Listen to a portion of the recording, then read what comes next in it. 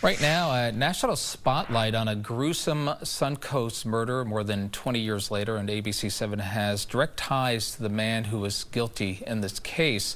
ABC 7's David Suppes sits down with the former friend of the victim and our very own Linda Carson, who received something shocking after the suspect was sent to jail.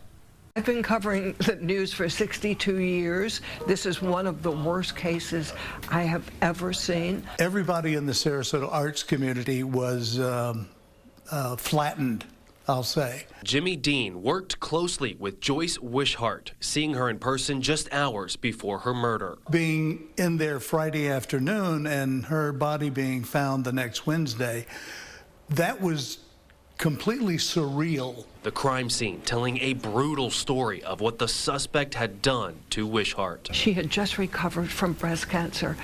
She was, everybody said, a lovely, lovely lady. And he did horrible, horrible things to the body. So he laid her out on the floor and he carefully set her beautiful shoes underneath the body.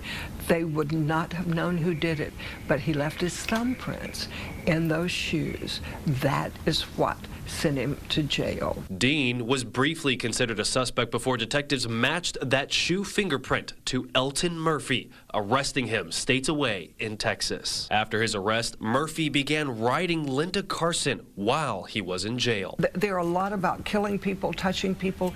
He signs his letters as the Lord God, Elton Brutus Murphy, living body. More than 20 years later, a true crime show covering the Wishart murder, and Dean, who was once interviewed as a suspect, now interviewed to help tell the story. I think it's wonderful that you're doing this because there's never been an in-depth television presentation of this horror that the whole community endured. Bring it back makes me hope that we will find some way of discovering individuals like this early on and protecting the public from them and maybe keeping them from spending their life in prison. Reporting in Sarasota, I'm David Suppes with ABC 7, your local